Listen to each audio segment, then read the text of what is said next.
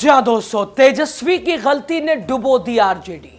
लालू बनना इतना आसान नहीं है। तेजस्वी अपनों ही ने कर दिया धोखा, समझ नहीं पाए तेजस्वी, खाक लड़ेंगे भाजपा से। दोस्तों बिहार की राजनीति में इस वक्त एक ऐसा सियासी खेल हुआ है जिसे न सिर्फ सत्ता के समीकरण बदले हैं बल्कि विपक्ष की रणनीति पर बड़े और कड़े सवाल खड़े हो गए हैं। दोस्तों कहते हैं ना, मुझे तो अपनों ने लूटा, गैरों में कहां दम था। मेरी कश्ती वहां डूबी जहां पानी कम था। ठीक यही हालात और बिल्कुल सटीक ये डायलॉग आरजेडी और तेजस्वी यादव के ऊपर बैठ रहा है। और तेजस्वी यादव लालू प्रसाद यादव बनना चाहते हैं, और अगर लालू बनना चाहते हैं तो क्या लालू जैसा गट्स, लालू जैसी रणनीति, लालू जैसी नीति, लालू जैसा माइंडसेट, लालू जैसा कप्तानिंग करने वाली ट्रेनिंग, आने वाले को भांप जाना, वो एक पका हुआ चावल चाणक्य। और तेजस्वी यादव दूसरी तरफ, भाई साहब, आत्मविश्वास, ओवर कॉन्फिडेंस या कॉन्फिडेंस कहते हैं। Confidence is good but over confidence is very bad. And Tejashwi Yadav फिलहाल शायद उसी से गुजर रहे हैं। दोस्तों राज्यसभा चुनाव में एनडीए ने ऐसा दाव चला, तेजस्वी ताकते रह गए, देखते रह गए, बाजी हाथ से निकल गई, कुछ नहीं कर पाए। दोस्तों जिस जीत को तय माना जा रहा था, जिस जीत के लिए ओवैसी को अपने पास बुला लिया गया था, जो कल तक कोसते थे एमआईएम, बसपा को साथ कर लिया गया, लेकिन बावजूद उसके अपनों को नहीं रोक पाए तेजस्वी यादव। खाक आप भाजपा से लड़ेंगे, यह सपना छोड़ दीजिए, पहले अपनों से लड़िए।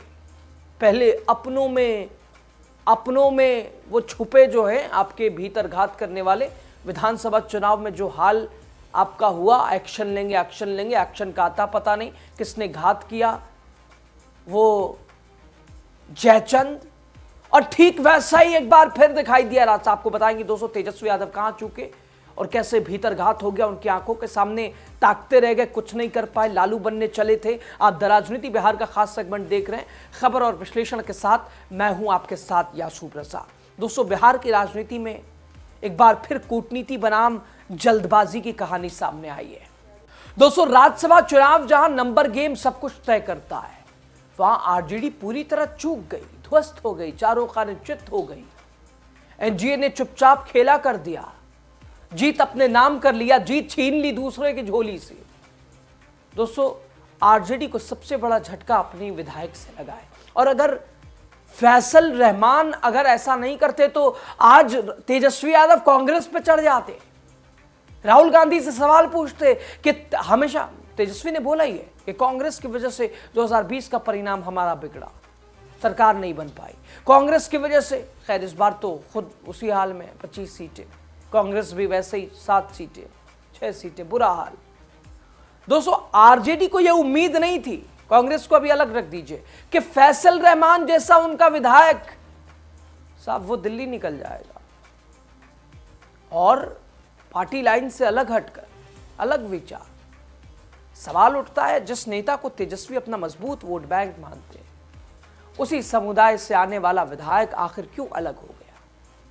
क्या यह सिर्फ राजनीतिक मजबूरी थी या अंदर ही अंदर कुछ और चाल थी? दोस्तों सबसे महत्वपूर्ण यही सवाल है। हालांकि फैसल रहमान ने कहा कि मां की तबीयत खराब है, दिल्ली आना हुआ। कुछ लोगों ने कहा कि उन्हें 1-1.5 घंटे के लिए दिल्ली से आना जाना, वोट करना, इसके लिए व्यवस्थाएं करने की बात भी की गई। लेकिन ढाका वाले फैसल रहमान, क्या फर्क पड़ता है? आगे एक वजह बताएंगे उनके इस फैसले की वजह क्या रही है।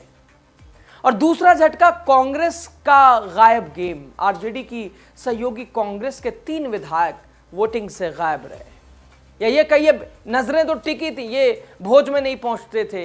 इधर राहुल ने बुला के इनकी क्लास लगाई कि जाना हो तो जाओ जहां जाना, भीतर घात नहीं, पीछे से छुरा नहीं मारना है, वही किया इन्होंने। अब बात करते हैं मनिहारी से विधायक मनोहर प्रसाद की। कांग्रेस के नेता हैं, कटिहार जिले की मनिहारी सीट से विधायक चुने गए। क्षेत्र में अच्छी पकड़ है, साहब कांग्रेस में रहते हुए जेडीयू नेताओं के ज़्यादा करीबी हैं, परिणाम आपके सामने है।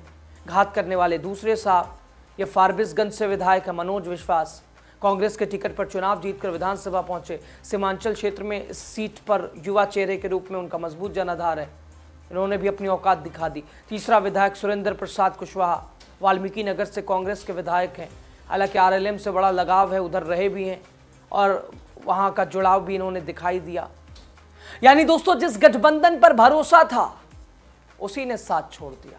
और राजनीति में कहते हैं ना, दोस्त अगर साथ ना दे तो दुश्मन की जरूरत नहीं होती। और यहां कुछ ऐसा ही हुआ है।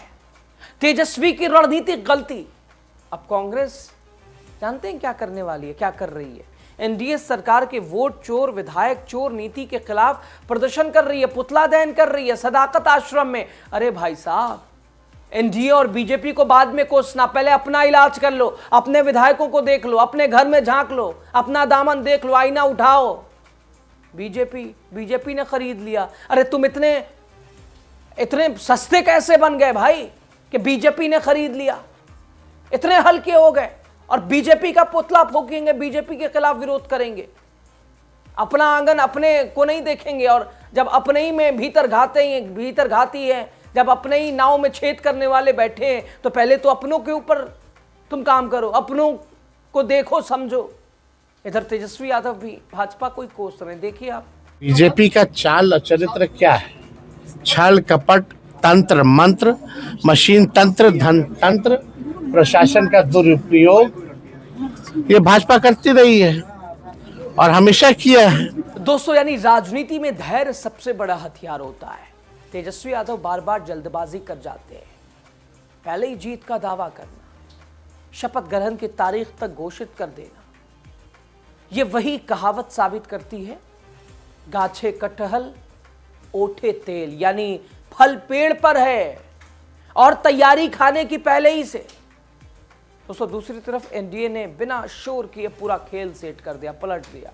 ना कोई बड़ा बयान, ना कोई राजनीतिक ड्रामा, बस यही समय पर चाल और सीधे जीत। यही फर्क है रणनीति और प्रतिक्रियाओं में। दोस्तों, कभी लालू प्रसाद यादव अपनी कूटनीति के लिए जाने जाते थे, बीजेपी को अपनी नीति और रणनीति के आगे ध्वस्त करते थे, चारों खाने चित करते थे।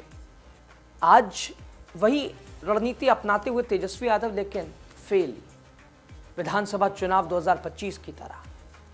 दोस्तों, लालू यादव राजनीति के ऐसे खिलाड़ी थे जो चाल चलने से पहले ही विरोधी की चाल भांप लेते थे। लेकिन आज सवाल ये, क्या तेजस्वी में वो राजनीतिक परिपक्वता है या अभी उन्हें लंबा सफर तय करना है? फैसल रहमान की स्थिति भी दिलचस्प है।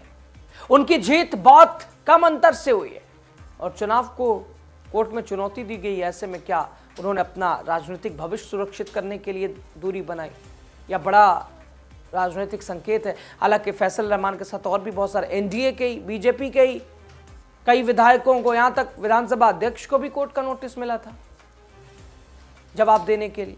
सिर्फ फैसल रहमान, शायद धनबल, धनतंत्र, गठबंधन की कमजोरी उजागर इस पूरे घटनाक्रम ने एक बात साफ कर दी दोस्तों, आरजेडी और कांग्रेस के तालमेल अभी बहुत कमजोर है। गठबंधन सिर्फ सीट शेयरिंग से नहीं चलता है, बल्कि गठबंधन भरोसे पर चलता है, गठबंधन अनुशासन पर चलता है, जो इस चुनाव में साफ तौर पर नजर नहीं आया। आपने देखा कैसे एक एक कर आरजेडी की रणनीति बिखरती चली गई, अपने ही विधायक अलग हो गए, सहयोगी गायब हो गए, विपक्ष ने मौका लपक लिया। लेकिन सवाल अब भी वही है, क्या यह सिर्फ एक राजनीतिक चूक है या आने वाले चुनावों का ट्रेलर है, आने वाले समय का? राजनीति में दोस्तों हार जीत चलती रहती है, लेकिन हार से सीखा क्या, यही तो विपक्ष को समझ नहीं आता है। आपने सीखा क्या हार से? नेतृत्व को मजबूत करने के लिए क्या प्लान तैयार किया? 25 विधानसभा वाला एक्शन कहां गया? कुछ दिखाई नहीं दे रहा। वो जयचंद कहां गए? विधायकों के बीच भरोसा बढ़ाने के लिए क्या कदम उठाया गया? सबसे जरूरी रणनीति में धैर्य लाना होगा, क्योंकि राजनीति में जो दिखता है वो होता नहीं और जो होता है वो दिखता नहीं। तेजस्वी यादव को क्या, तेजस्वी अभी भी नौसिखिया थोड़ी ना है, क्या उन्हें अंदाजा नहीं है इस बात का? क्या तेजस्वी की जो जिम्मेदारी नेता विपक्ष के तौर पर थी, फिलहाल अपने विधायकों को क्या उस एकदम हल्के में ले लिया था? अरे वो तो अपने MIM को साथ कर लिया, BSP को साथ कर लिया, आंकड़े जुट गए। उन्हें नहीं पता कि कहाँ खड़े हैं, वो बिहार में खड़े हैं, पल भर में क्या से क्या हो जाता है। खैर, सीख लेने की आवश्यकता है। तेजस्वी के इस फल्योर पर, महागठबंधन की हार पर, NDA की जीत पर आपकी राय जरूर बताइएगा। बहुत शुक्रिया, लास्ट तक आप बने रहे। आपके विचार दोस्तों ज़्यादा ज़रूरी हैं। आपकी राय क्या है, ज़रूर आप बताएं। बहुत शुक्रिया।